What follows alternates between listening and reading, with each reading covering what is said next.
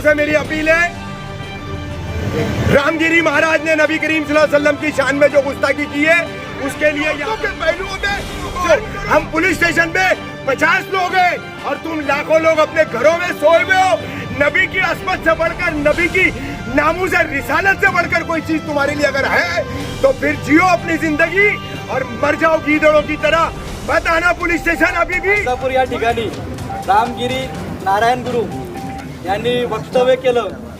हा स्वयंघोषित भोंदूबाबा आहे आणि या स्वयंघोषित भोंदूबाबाने इस्लामचे प्रेरक ज्यांनी आमच्यापर्यंत ला इलाहा इल्लल्लाह मुहम्मदुर रसूलुल्लाह हा कलमा आमच्यापर्यंत त्यांनी पाठवला, ते आमचे सर्वांचे प्रेक्षक हजरत मोहम्मद सल्लल्लाहु अलैहि वसल्लम यांच्याविषयी त्यांनी वक्तव्य केलं।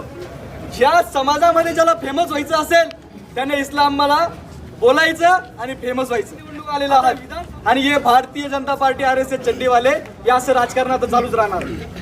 याच्यानंतर पुसे सावळीची घटना, मस्जिद जाळण्यात आली, 1 वर्ष झालं नाही। विशालगडाची घटना झाली, मस्जिद जाळण्यात आली, 11 तारखेला मागच्या महिन्यात आपण रस्ता रोको केला। नुपूर शर्मा हुजूरपाक सल्लल्लाहु अलैहि वसल्लमला बोलती, FIR त्याच्यावर होतो, हायकोर्ट त्यांच्यावर कारवाई करतो। देवेंद्र फडणवीसने टिपू सुलतान विषयी 1 वर्षात वक्तव्य केलं।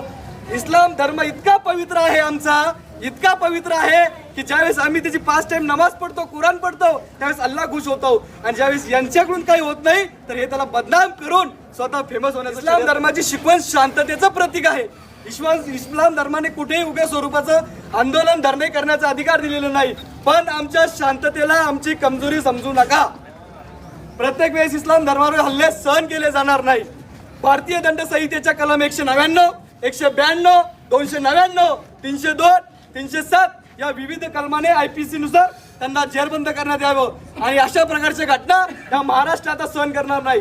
मुस्लिम समाजाविषयी, आमच्या पैगंबराविषयी, अरे हमारे पैगंबर के खिलाफ कभी कोई बोलता है तो हमारी जान एक नहीं, हम सब जान देने के लिए तैयार हैं।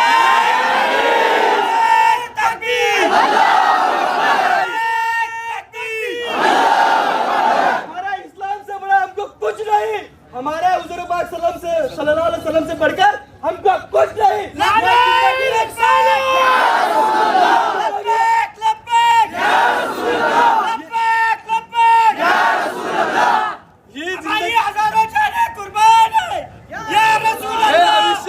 आणि हुजूर पाक सल्लल्लाहु अलैहि वसल्लमच्या मार्गदर्शनाखाली आम्ही आयुष्य जगत असतो। पण जर आमच्या प्रेक्षकावर जर कोणी बोलत असेल तर आता आम्ही ते सहन करणार नाही। आणि जर त्या रामगिरीला अटक होऊन त्याच्यावर कारवाई झाली नाही तर समस्त महाराष्ट्राचा मुसलमान रस्त्यावर येईल आणि ज्यावेळेस महाराष्ट्राचा मुसलमान रस्त्यावर येईल त्यावेळेस प्रशासनाला कळून चुकेल की काय मुस्लिम समाजाची ताकद आहे आणि शांतता कशी संयम बदलते। त्या माध्यमातून जास्त वेळ घेणार नाही।